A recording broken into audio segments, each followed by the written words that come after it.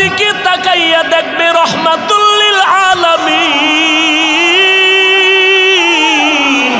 আল্লাহ যখন একটা নজর দিয়ে আমি মুহাম্মদের দিয়ে তাকাইবেন, আগুনে পানি ডাললে যেমন ঠান্ডা হয়ে যায়, আমার আল্লাহ আমি মুহাম্মদের দিয়ে তাকানো মাত্র আল্লাহ ঠান্ডা হয়ে যাবেন। আল্লাহকে বলতে হবে না আল্লাহ ঠান্ডা হয়ে যান, আমি মুহাম্মদের দিয়ে তাকাইয়া আমার ভালো এত দুর্বল হয়ে যাবে। আমার আল্লাহ দুর্বল যখন হইয়া যাবে, আমি মুহাম্মদের দিয়ে তাকাইয়া মাওলার এত মায়া জন্ম হয়ে যাবে। ও নবী, আপনার উম্মতেরা কই? আমার আল্লাহ পাক তখন মায়ার নজর দিয়ে এবার মায়ার সুরে ডাকবে, ও আমার গোলামেরা তোরা কই? যারা নেক আমল করছো, যা সূর্যের গরম যেন তোদেরকে কষ্ট না দেয়। সূর্যের গরম তোমরা গায়ে লাগাইবা না, সূর্যের গরম লাগলে সহ্য করতে পারবা না। যাও তোমরা, আমি আল্লাহর ডান পার্শ্বে, আমি আল্লাহ পাকের ডান পার্শ্বে নূরের তৈরি আরশে আজিম, ওই আরশে আজিমের মধ্যে গিয়ে তোমরা আশ্রয় নাও। আরশে আজিমের মধ্যে গিয়ে তোমরা আশ্রয় নাও। সূর্যের গরম লাগলে তোমরা কেউ সহ্য করতে পারবা না, কারণ সূর্যের গরম লাগা মাত্র মাথার মগজগুলো ভাতের মারের মতো ফুটতে থাকবে। ওই সময় আমাদের নবী আল্লাহর ডান পার্শ্বে বসা, কেউ আমার আল্লাহর মোহাব্বতে আপন না। ঈসা নবীও কাঁদবেন, ও আল্লাহ আমাকে বাঁচাও। মূসা নবী কাঁদবেন, আল্লাহ আমাকে বাঁচাও। ইব্রাহিম নবী কাঁদবেন, আল্লাহ আমাকে বাঁচাও। আর আমার মায়ার নবী বলবে, আল্লাহ আমার উম্মতের বাঁচাও। ও আল্লাহ আমার উম্মতগুলো বাঁচাও। আমার একটা উম্মত যেন জাহান্নামের দিকে না যায়, আমার উম্মতগুলোরে আল্লাহ বাঁচাইয়া দাও। আমার একটা উম্মত জাহান্নামে থাকা অবস্থায় আমি মুহাম্মদ জান্নাতের তালা খুলব না। ঈসা নবীকে আল্লাহ বলেন আমাকে ভয় করে চলেন, মূসা নবীকে আল্লাহ বলেন ভয় করে চলেন। সব নবীদেরকেই সবক দিলেন। আল্লাহ কয়, ও দুনিয়ার মানুষ তোমরাও আমারে ভয় করিয়া চলো। মাঝে মাঝে কয়, ও দুনিয়ার মানুষেরা ভয় করো। ইয়া আইয়ুহান নাসু তাকু রাব্বাকুমুল্লাযী খালাকাকুম ওয়াল্লাযীনা মিন ক্বাবলিকুম লাআল্লাকুম তাত্তাকুন। আবার বলে মুমিনেরা, এতক্ষণ বলছে দুনিয়ার সব মানুষ আমারে ভয় কর, এখন কয় মুমিনেরা আমারে ভয় করো। ইয়া আইয়ুহাল্লাযীনা আমানুত্তাকুল্লাহ ওয়া কুলু কাওলান সাদীদা ইউসলিহ লাকুম আমালাকুম ওয়া ইয়াগফির লাকুম যুনুবাকুম। নবীদেরকেও কয় ভয় করো, সারা জগতের মানুষেরও কয় ভয় করো। আবার মুমিনদের আলাদা কয় মুমিনেরা আমাকে ভয় করো। আবার আল্লাহ কয়, ও দুনিয়ার মানুষ এই ভয়ের দ্বারা লাভ কি হবে জানো? ভয়ের দ্বারা লাভ হবে, তোমার দ্বারা গুনার কাজ হবে না, শয়তান ধোঁকা দিতে পারবে না। আল্লাহকে ভয় করার মানি হইল আমি আল্লাহকে বেজার করিয়া কখনো চলব না। সন্তান মা বাবারে যখনই ভয় করবে, মা বাবার সামনে সন্তান অন্যায় করবে না। ওস্তাদকে ছাত্র যতক্ষণ ভয় করবে, ওস্তাদের সামনে ছাত্র ততক্ষণ অন্যায় করবে না। বান্দা যতক্ষণ আমার আল্লাহকে ভয় করবে, ততক্ষণ বান্দা কখনো আল্লাহর বিরুদ্ধে কোনো কাজ করবে না। এখন প্রশ্ন হইল, ওরে মানুষ তো মানুষের ভয় করে কেন? কয় দুর্বল মানুষ ভয়ঙ্কর মানুষের ভয় করে, দুর্বল মানুষ ভয়ঙ্কর মানুষের ভয় করে, নিরীহ মানুষ সন্ত্রাসীরে ভয় করে। ও আল্লাহ, আপনি কি ভয়ঙ্কর না সন্ত্রাসী? কয় না, আমি তো দয়াময়, গফুরুর, আমি তো বড় গফফার, আমি তো সত্তার, আমি তো দয়াময়, আমি শুধু রহমান না, আমি রহিম। তাহলে ভয়ঙ্কর না সবাই ভয় করবে। আপনি যদি দয়ালু হন তো দয়ালুরে তো কেউ ভয় করে না। তারপরও কেন বারবার বললেন আপনাকে ভয় করার জন্য? আপনি তো দয়ালু। মুফাসসিরিনে কেরাম বলেন, আল্লাহকে ভয় করার কথা আল্লাহ বারবার বললেন কেন? আল্লাহ তো ভয়ঙ্কর না। এর জন্য দুইটা জবাব দিয়েছেন। এক নম্বর জবাব, আল্লাহকে ভয় করার প্রথম অর্থ হলো আল্লাহ যদিও ভয়ঙ্কর না, তবে আল্লাহর আযাব বড় ভয়ঙ্কর। অতএব আল্লাহকে ভয় করার অর্থ হলো আল্লাহর আযাবের ভয় করো। ইয়া আইয়ুহান নাসুত্তাকু রাব্বাকুম ইন্না যালযালাতাস সাআতি শাইউন আযীম ইয়াওমা তারাউনাহা তাযহালু কুল্লু মুরদিআতিন আম্মা আরদাআত ওয়া তাদউ কুল্লু যাতি হামলিন হামলাহা ওয়া তারান নাসা সুকারা ওয়া মা হুম বিসুকারা ওয়ালাকিন্না আযাবাল্লাহি শাদীদ। আল্লাহ তাআলা বলেন, হে মানুষেরা, আমি তোমরা তোমাদের রবের ভয় করো। কেন ভয় করবা? ইন্না যালযালাতাস সাআতি শাইউন আযীম, কিয়ামতের ভয়ঙ্কর হুঙ্কার বড় মারাত্মক। ইসরাফিল সিংহা নিয়ে দাঁড়ায় আছে। আজ ইসরাফিল আল্লাহর ফেরেশতা। আল্লাহ অর্ডার করবে, কিয়ামতের আগে হুঙ্কার দিয়ে দাও, বাঁশিতে তুমি সিগন্যাল লাগায়া দাও। ইসরাফিলের সিংহের ফুৎকারের আওয়াজ এতটা ভয়ঙ্কর রূপ ধারণ করবে, আওয়াজ শুরুতে ছোট, এবার বাড়তেছে বাড়তেছে বাড়তেছে বাড়তেছে, এতটা বাড়বে, বাড়তে বাড়তে বাড়তে বাড়তে জিন্দা মানুষগুলো বেউসায় জমিনে পড়ে যাবে। আল্লাহ নিজেই বলেন এমন ভয়ঙ্কর আওয়াজ হবে, ইয়াউমা তারাউনাহা তাযহালু কুল্লু মুরদিআতিন আম্মা আরদাআত। এরে বান্দা, মা যখন বাচ্চাটারে দুগ্ধ পান করাইতেছিল, ইসরাফিলের সিংহার ফুৎকারের আওয়াজ এত বিকট হবে, বাচ্চা মায়ের দুধের স্তন ছাড়িয়া পড়িয়া যাবে, মা টের পাবে না কখন বাচ্চাটা দুধের বোঁটা ছেড়ে দিল।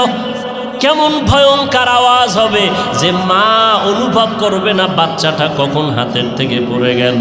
ওয়াতাদউ কুল্লু যাতি হামলিন হামলাহা, এবং গর্ভধারিণী মা বাচ্চাটা প্রসব করে দিবে, কখন বাচ্চা পেটের থেকে বের হয়ে গেল মাও নিজে টের পাবে না। কি পরিমাণ ভয়ঙ্কর অবস্থা হবে। শুধু তাই না, আল্লাহ বলেন ইসরাফিলের সিংহার ফুৎকারের আওয়াজে সাধারণ মানুষগুলো পাগলের মতো, মাতালের মতো, নেশা পান করার মতো হেলে দুলে পাগলের মতো পড়ে যাবে। বলবে, এই এমন কেন করতেছো? ওয়া আনতুম সুকারা, তোমরা কি নেশা পান করেছো? পাগলের মতো পড়ে যাও কেন? বলবে, ওয়া মা হুম বিসুকারা, আমরা কেউ নেশা পান করি নাই, তো এমন কেন করো? আল্লাহর পক্ষ থেকে জবাব হবে, ওয়ালাকিন্না আযাবাল্লাহি শাদীদ, আল্লাহর আযাব বড় ভয়ঙ্কর আযাব। আল্লাহর আযাব কতটাই ভয়ঙ্কর, আল্লাহ পাক অতীতের নবীদের উম্মতদের ভোর রাত্রে এমন বাতাস দিছেন, বাতাসের কারণে মানুষ ধ্বংস হয়ে গেল। এমন চিৎকার দিছে, চিৎকারের কারণে মানুষ সব বেহুশ হয়ে পড়ে গেল। আল্লাহ পাক বলেন, আমাকে ভয় করার এক অর্থ আমার আযাবের ভয় করো, কারণ আমি আল্লাহ যদিও ভয়ঙ্কর না, আমার আযাব বড় ভয়ঙ্কর। দুই নাম্বার অর্থ হলো আল্লাহ আসলেই ভয়ঙ্কর। আল্লাহ আসলেই, বলে কেমন ভয়ঙ্কর? আল্লাহ যত বড়, তার দয়া যেমন বড়, তার রাগও তত বড়। বলে রাগটা কখন হবে? বলে কিয়ামতের ময়দানে আল্লাহ রাগ হবেন। হাসরের ময়দানে যখন ইসরাফিল সিংহায় ফুৎকার দিবে, জমিনটা সমতল হয়ে যাবে, পাহাড় নাই, সব ধ্বংস হয়ে যাবে। ইজা শামসু কুবিরাত ওয়া ইজান নুজুমুন কাদারাত, এইভাবে পাহাড়গুলো তুলার মতো উড়তে থাকবে, এইভাবে আসমান আসমানের জায়গায় থাকবে না, সবগুলো ধ্বংস। সমতল জমিন যখন হয়ে যাবে, তখন আল্লাহ পাক দুইজন ফেরেশতা পাঠায় বলবে, যাও। আগে একজনের পাঠায় কইব, জিব্রাইল, আমি যদি আজকে যেই রাগ, আমার এই রাগ তো ঠান্ডা করার কেউ নাই, তো কেউ বলবে বাবায় রাগ করছে, ছেলেরে ভাইলে আজ মাইরেই ফেলাম। তো মা গিয়া বাবারে রাগ ঠান্ডা করে না, এমন রাগ করিও না, এই মুহূর্তে একটা অ্যাক্সিডেন্ট হয়ে গেলে তুমি নিজেই আবার কান্না করবা, সর্বনাশ হয়ে গেল। আল্লাহ হাসরের দিন রাগ করলে ঠান্ডা করবে কে? আল্লাহ পাক কিয়ামতের ময়দানে বিশাল একটা ব্যানার লাগাইবেন। ব্যানারের মধ্যে আওয়াজ হবে, লিমানিল মুলকুল ইয়াউম লিল্লাহিল ওয়াহিদিল কাহ্হার। আল্লাহ পাকের কুদরতের আওয়াজ এত বিকট হবে যে হাসরের ময়দানটা থরথর করে কেঁপে উঠবে। এত বিকট আওয়াজ, আল্লাহর এত রাগ। এই রাগ কে থামাবে? আল্লাহর সাথে তখন কেউ কথাও বলতে পারবে না, সব উলঙ্গ। আল্লাহর নবীকে আল্লাহ বলবেন, জিব্রাইল যাও, আমি হাসরের ময়দানে মানুষগুলো হাজির করার আগে আমার বন্ধুটারে নিয়ে আসো। কয় নবীরে কই ভাই? কয় সে তো মদিনার রওজা আছে। কয় রওজা টওজা নাই, জমিন সমান। কয় যাও, এই বরাবর সোজা হাঁটো, হাঁটতে হাঁটতে সামনে গিয়ে দেখবা আমার মদিনার রসুল যেখানে রওজায় আছেন ওখান থেকে একটা নূরের বাতি দেখবা উপরের দিকে ঝলমল করতেছে। তুমি ওখানে গিয়ে সালাম দিবা, আল্লাহর পক্ষ থেকে দেখবা রসুল দাঁড়ায় যাবে। আল্লাহ বলবেন কুরসির মধ্যে আল্লাহ ডান পাশে বসাবেন। কোন পাশে? আল্লাহ আমার নবীকে ডান পাশে বসাবেন। এবার আল্লাহ পাক হাসরের ময়দানে দুইজন ফেরেশতা পাঠায় বলবে, একজনে পিছে আর একজন সামনে, সব মানুষগুলো আমার কাছে জমা করো। এবার কবর থেকে সব উঠবে, একজন পেছনে আর একজন সামনে, সব জমা কইরা আল্লাহর আদালতে হাজির করবে। এই পুরা জমিন হবে কিয়ামতের মাঠ, সিরিয়ার জমিন হবে আল্লাহর বিচারালয়, আদালত। আল্লাহ সেখানে বসবেন, ডান পাশে থাকবেন রহমাতুল লিল আলামিন, আর আল্লাহর পাশে কেউ থাকবে না। ঈসা নবীও থাকবে না, মুসা নবীও থাকবে না, ইব্রাহিম নবীও থাকবে না। আপনার আমার মায়ার নবী আল্লাহ পাকের ডান পাশে বসবেন। আল্লাহ কুরসির মধ্যে নবীরে বসাইবেন। এরপরে মানুষগুলো যখন এক এক করে হাজির হয়ে যাবে, আল্লাহ পাক এবার হুঙ্কার দিয়ে বলবেন, আজকের এই মাঠের রাজত্ব কার? আল্লাহ পাকের আওয়াজটা এত বিকট হবে, হাসরের মাঠের মানুষগুলো বেহুশ হইয়া নিজের একটা কদমের উপরে দাঁড়ায় থাকবে 50,000 বছর পর্যন্ত। এইবার আল্লাহ তো রাগ আর রাগে তুই রাগ, আল্লাহকে কেউ বলারও সাহস নাই। আল্লাহ একটু থামেন, আল্লাহ পাক এত রাগ হবে কেউ থামাইতে পারবে না। নবীজি বলেন, আল্লাহ যে আমারে ডান পাশে নিয়ে বসাইবেন, এখানে একটা কাজ হবে। কয় কি? আল্লাহ পাক এতটা রাগ, এতটা রাগ, সূর্যের উপরে ধমক দিছে, এই সূর্য তাড়াতাড়ি নিচে নেমে আয়, আমার বান্দাদের দিকে উপরে আইসা তোর যত মুখ উপরে ছিল সব নিচে কর, যত তাপ আছে সব ছেড়ে দে, যত তাপ আছে জমিনের মধ্যে ছেড়ে দে। এই জাহান্নামের আওয়াজ, জাহান্নাম দৌড়াইতেছে, হাল মিম মাজিদ, আমার পেটের ক্ষুধা নিবারণ করো রে আল্লাহ। এইভাবে এমন আওয়াজ আর আওয়াজ, আল্লাহ পাক শুধু রাগের আওয়াজ দিবেন, আবার বলবেন আমতাজুল ইয়াউমা আইয়ুহাল মুজরিমুন, ও গুনাহগারের দলেরা, নেককারদের থেকে তোমরা আলাদা হয়ে যাও। আল্লাহ পাকের এতটা রাগ, কে রাগ থামাইবে? আল্লাহর রাগকে সংযোজন করবে, সংবরণ করবে। আল্লাহর রাগটা থামানোর কারো ক্ষমতা হবে না। নবী বলেন, আল্লাহ যখনই মারাত্মক রাগের ভিতরে হঠাৎ করিয়া ডান দিকে তাকাইয়া দেখবে রহমাতুল লিল আলামিন, আল্লাহ যখন একটা নজর দিয়ে আমি মুহাম্মদের দিয়ে তাকাইবেন, আগুনে পানি ডাললে যেমন ঠান্ডা হয়ে যায়, আমার আল্লাহ আমি মুহাম্মদের দিয়ে তাকানো মাত্র আল্লাহ ঠান্ডা হয়ে যাবেন। আল্লাহকে বলতে হবে না, আল্লাহ ঠান্ডা হয়ে যান। আমি মুহাম্মদের দিয়ে তাকাইয়া আমার বাবা এত দুর্বল হয়ে যাবে, আমার আল্লাহ দুর্বল যখন হইয়া যাবে, আমি মুহাম্মদের দিয়ে তাকাইয়া মাওলার এত মায়া জন্ম হয়ে যাবে। ও নবী, আপনার উম্মতেরা কই? আমার আল্লাহ পাক তখন মায়ার নজর দিয়ে এবার মায়ার সুরে ডাকবে, ও আমার গোলামেরা তোরা কই? যারা নেক আমল করছো, যা, সূর্যের গরম যেন তোদেরকে কষ্ট না দেয়, সূর্যের গরম তোমরা গায়ে লাগাইবা না, সূর্যের গরম লাগলে সহ্য করতে পারবা না। যাও তোমরা, আমি আল্লাহর ডান পাশে, আমি আল্লাহ পাকের ডান পাশে নূরের তৈরি আরশে আজিম, ওই আরশে আজিমের মধ্যে গিয়ে তোমরা আশ্রয় নাও, আরশে আজিমের মধ্যে গিয়ে তোমরা আশ্রয় নাও। সূর্যের গরম লাগলে তোমরা কেউ সহ্য করতে পারবা না। কারণ সূর্যের গরম লাগা মাত্র মাথার মগজগুলো ভাতের মারের মতো ফুটতে থাকবে। ওই সময় আমাদের নবী আল্লাহর ডান পার্শ্বে বসা, কেউ আমার আল্লাহর মোহাব্বতে আপন না। ঈসা নবীও কাঁদবেন, ও আল্লাহ আমাকে বাঁচাও। মূসা নবী কাঁদবেন, আল্লাহ আমাকে বাঁচাও। ইব্রাহিম নবী কাঁদবেন, আল্লাহ আমাকে বাঁচাও। আর আমার মায়ার নবী বলবে, আল্লাহ আমার উম্মতের বাঁচাও। ও আল্লাহ আমার উম্মতগুলো বাঁচাও। আমার একটা উম্মত যেন জাহান্নামের দিকে না যায়। আমার উম্মতগুলোরে আল্লাহ বাঁচাইয়া দাও। আমার একটা উম্মত জাহান্নামে থাকা অবস্থায় আমি মুহাম্মদ জান্নাতের তালা খুলব না। এরে নবীর আশিক আল্লাহ তাআলা বলেন, ওয়া আম্মা মান খাফা মাকাম রাব্বিহি ওয়া নাহান নাফসা আনিল হাওয়া ফাইন্নাল জান্নাতা হিয়াল মাওয়া। যারা হাসরের ময়দানে আল্লাহর দরবারে দাঁড়াইয়া হিসাব দেওয়ার ভয়ে নিজেকে গুনাহ থেকে বাঁচাইয়া আল্লাহর কাছে নেক আমলের জন্য প্রার্থনা করবে, চলবে, আল্লাহ বলেন আমি তার ঠিকানা জান্নাতুল মাওয়া দান করব।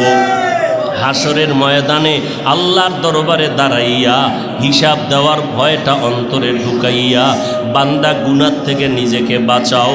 আজকে গোপনে গুনাহ করি, যাই করি না কেন কেউ দেখে না, কেউ দেখে না। ফেরেশতারা আমলনামায় লিখতেছেন। কিয়ামতের ময়দানে আল্লাহ পাকের আদালতে দাঁড়াইয়া আল্লাহ বলবেন, হিসাব দাও। ও বান্দা, জীবনে যত আমল করেছো, গুনাহ করেছো, আজ কড়ায় গন্ডায় হিসাব দেওয়া লাগবে।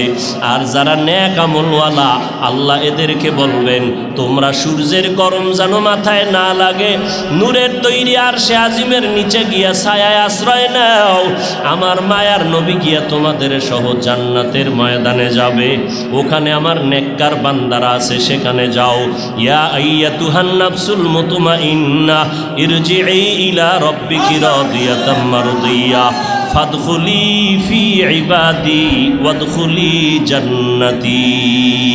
আল্লাহ তাআলা বলে, জান্নাতে যাওয়ার আগে আমার খাস বান্দাদের মজলিসে যাও, আমার খাস আশিকদের মজলিসে যাও।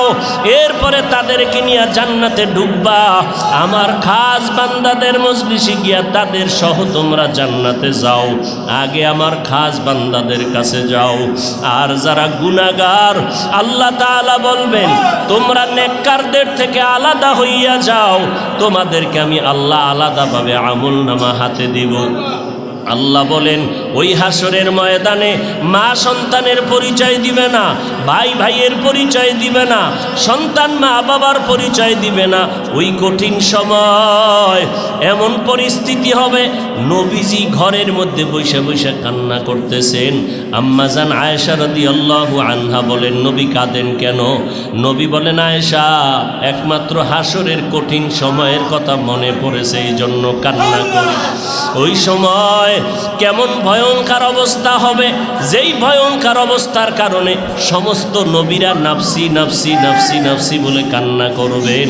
আর আমি মুহাম্মদ শুধু উম্মতি উম্মতি উম্মতি বলে আল্লাহর কাছে আবদার জানাবো। এরে নবীর আশিক উম্মতের দল, এই জন্য নিজে নিজে ঠিক থাকবো দূরের কথা, খাঁটি আল্লাহওয়ালাদের মজলিসে গিয়েই তো নিজেরে ঠিক রাখা যায় না। মুরব্বি ছাড়া চললে তো মোটেই ঠিক থাকা অসম্ভব হয়ে যাবে। এই জন্য আল্লাহ পাক বলেন, ও বান্দা, তোমরা আমার খাস গোলাম যারা, তাদের বন্ধু হইয়া থাকো। কুনু মা'আস সাদিকিন, আমার যারা খাস গোলাম তাদের বন্ধু হইয়া নিজের জাহের বাতেরকে দুরুস্ত করে নাও। আল্লাহর কাছে বিনয়ের সাথে গুনাহ থেকে তওবা করো। গুনাহ করা অতটা মারাত্মক না, বরং তওবা না করা যতটা মারাত্মক। আল্লাহ বলেন, আমি তো গফফার নামের ব্যানার লাগায় তোমারে ডাকতেছি। ইয়া ইবাদিয়াল্লাযীনা আসরাফু আলা আনফুসিহিম লা তাকনাতু মির রাহমাতিল্লাহ। এরে বান্দারা, তোমরা আমার রহমতের দরজায় ফিরে আসো। তোমরা আমাকে সারিয়া কই যাও? যেদিকেই যাবা সেদিকেই তো জাহান্নামের আগুন। তোমরা কোথায় যাও আমার রহমতের দরজা ছাড়া আর কোনো নাজাতের দরওয়াজা নাই। অতএব আল্লাহর কাছে 2 ফোঁটা চোখের পানি ছেড়ে কাঁদো আর আল্লাহকে অন্তর দিয়া ডাকো আর বলো, হে মালিক, এই মজলিসে আমার মতো গুনাহগার কেউ নাই। আমাকে সবাই মাওলানা বলে, মুফতি সাহেব বলে, আমাকে সবাই হুজুর বলে, অথচ আমি আমলনামার দিয়ে তাকায় দেখি আমার থেকে কুকুর ভালো।